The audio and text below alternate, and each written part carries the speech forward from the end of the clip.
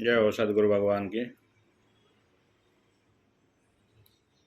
अब संभाव में रहकर कर्तव्य पालन करने वाले को क्या फल मिलता है वह जानो।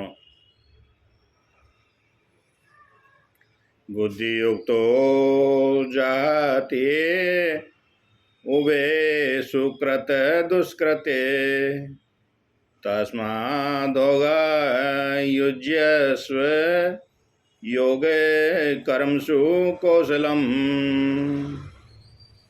श्लोक नंबर 50 श्रीमद् भागवत गीता सांख्य योग। समत्व बुद्धि युक्त पुरुषिया इस जीवन में पुण्य और पाप इन दोनों कर्मों को त्याग देता है।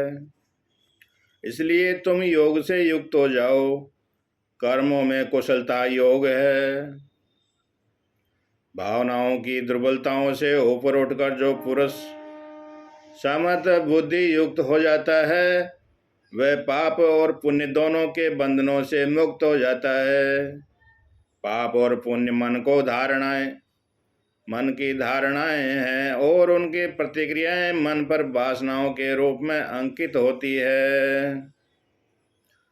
मन रूपी क्षुब्ध समुद्र के साथ जो व्यक्ति तादात्म्य नहीं करता है वह वासनाओं को ऊंची ऊंची तरंगों के द्वारा न तो ऊपर फेंका जाएगा और न नीचे ही डुबोया जाएगा। यहाँ वर्णित मन बुद्धि के साथ युक्त होना बुद्धि युक्त शब्द का अर्थ है।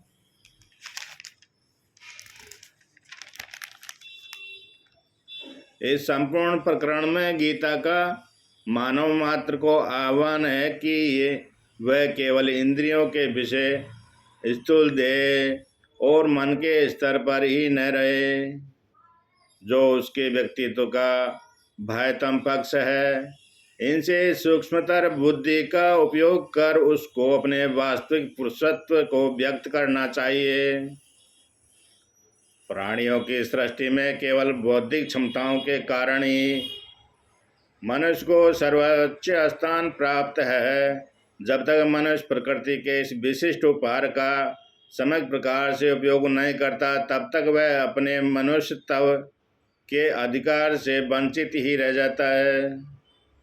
अर्जुन से मानसिक उन्माद त्याग कर वीर पुरुष के समान परिस्थितियों का स्वामी बनकर रहने के लिए भगवान कहते हैं।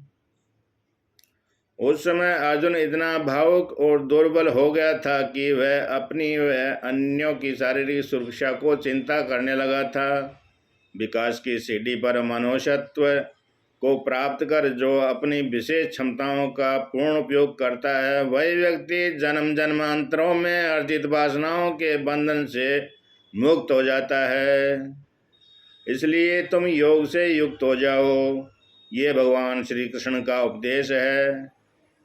इसके पूर्व समत्व को योग कहा गया था। अब इस संदर्भ में व्यास जी योग को और विशद परिभाषा देते हैं कि कर्म में कुशलता योग है। किसी भी विषय के शास्त्रीय ग्रंथ में यदि भिन्न भिन्न अध्यायों में एक ही शब्द की विभिन्न परिभाषाएं दी हो तो समझने में कठिनाई और भ्रांति होगी। फिर धर्म के इस शास्त्रीय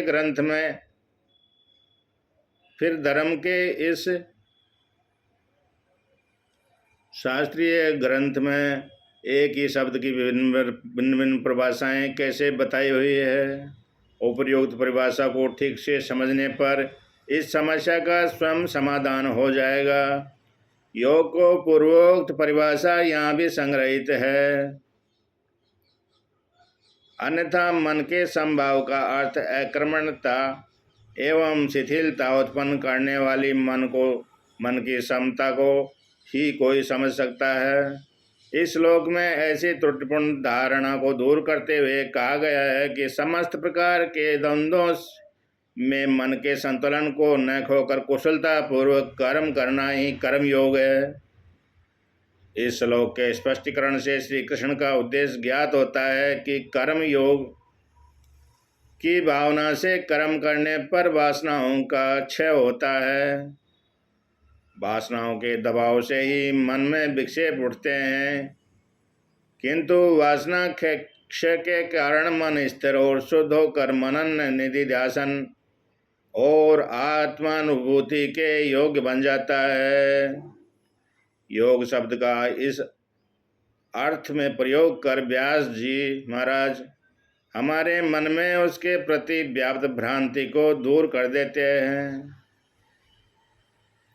समत भाव एवं कर्म में कुशलता की क्या आवश्यकता है, इसका उत्तर अगले श्लोक में 51 में नेक्स्ट टाइम प्लीज। जय हो गुरु महाराज की, जय हो कृष्ण भगवान की।